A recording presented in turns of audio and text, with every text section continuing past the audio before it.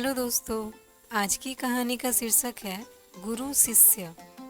एक बार एक शिष्य ने विनम्रता पूर्वक अपने गुरु जी से पूछा, गुरुजी, कुछ लोग कहते हैं कि जीवन एक संघर्ष है, कुछ अन्य कहते हैं कि जीवन एक खेल है और कुछ जीवन को एक उत्सव की संज्ञा देते हैं। इनमें कौन सही है? गुरु ने तत्काल बड़े ही धैर्य पूर्वक उत्तर दिया, पुत्र, जिन्हें गुरु नहीं मिला उनके लिए जीवन एक संघर्ष है, जिन्हें गुरु मिल गया उनका जीवन एक खेल है। और जो लोग गुरु द्वारा बताए गए मार्ग पर चलने लगते हैं, मात्र वे ही जीवन को एक उत्सव का नाम देने का साहस जुटा पाते हैं।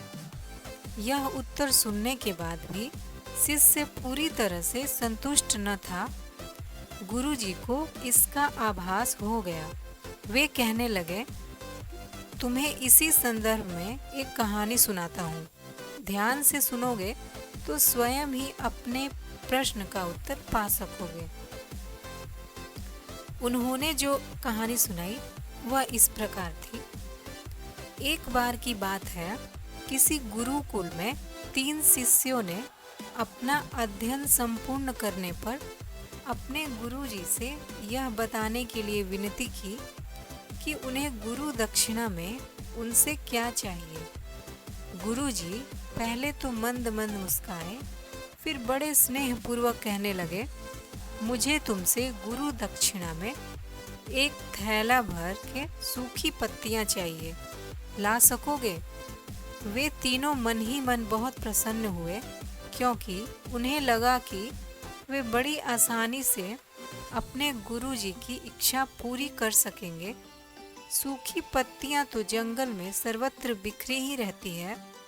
वे उत्साहपूर्वक एक ही स्वर में बोले, जी गुरुजी, जैसी आपकी आज्ञा। अब वे तीनों शिष्य चलते चलते एक समीप के जंगल में पहुंच चुके थे, लेकिन यह देखकर कि वहां पर तो सूखी पत्तियां केवल एक मुट्ठी भर ही थी, उनके आश्चर्य का ठिकाना न रहा। वे सोच में पड़ गए कि आखिर जंगल से कौन सूखी पत्तियां उठाकर ले गया होगा। इतने में ही उन्हें दूर से आता हुआ कोई किसान दिखाई दिया। वे उसके पास पहुंचकर उससे विनम्रता पूर्वक याचना करने लगे कि वह उन्हें केवल एक थैला भर सूखी पत्तियां दे दे। अब उस किसान ने उनसे क्षमा याचना करते हुए उन्हें यह बताया कि वह उनकी मदद नहीं कर सकता, क्योंकि उसने सूखी पत्तियों का ईंधन के रूप में पहले ही उपयोग कर लिया था। अब वे तीनों पास में ही बसे एक गांव की ओर इस आशा से बढ़ने लगे थे कि हो सकता है वहां उस गांव में उनकी कोई सहायता कर सके।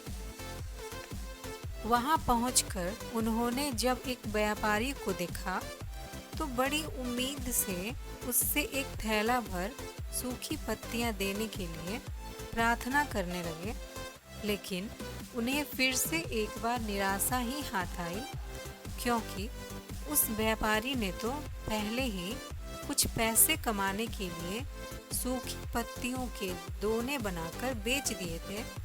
लेकिन उस व्यापारी ने उदारता दिखाते हुए उन्हें एक बूढ़ी माँ का पता बताया, जो सूखी पत्तियां एकत्रित किया करती थी।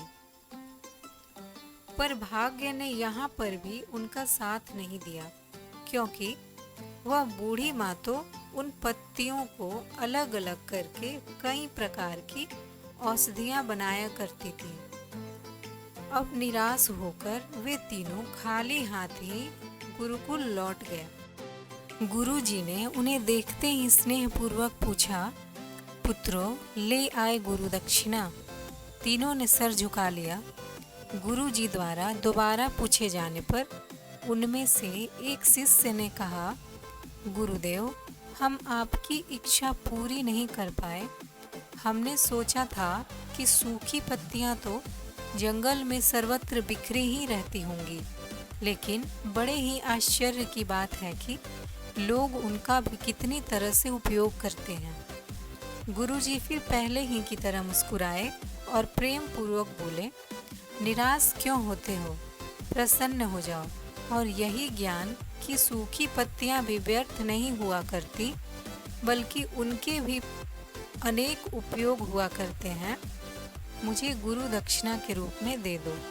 तीनों शिष्य गुरु जी को प्रणाम करके खुशी खुशी अपने अपने घर की ओर चले गए।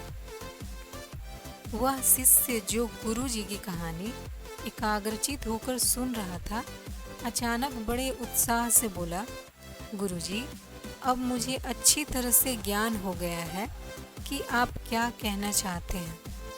आपका संकेत वस्तुतः इसी ओर है ना कि जब सर्वत्र सुलभ सूखी पत्तियां भी निरर्थक या बेकार नहीं होती, तो फिर हम कैसे किसी भी वस्तु या व्यक्ति को छोटा और महत्वहीन मानकर हम उसका तिरस्कार कर देते हैं।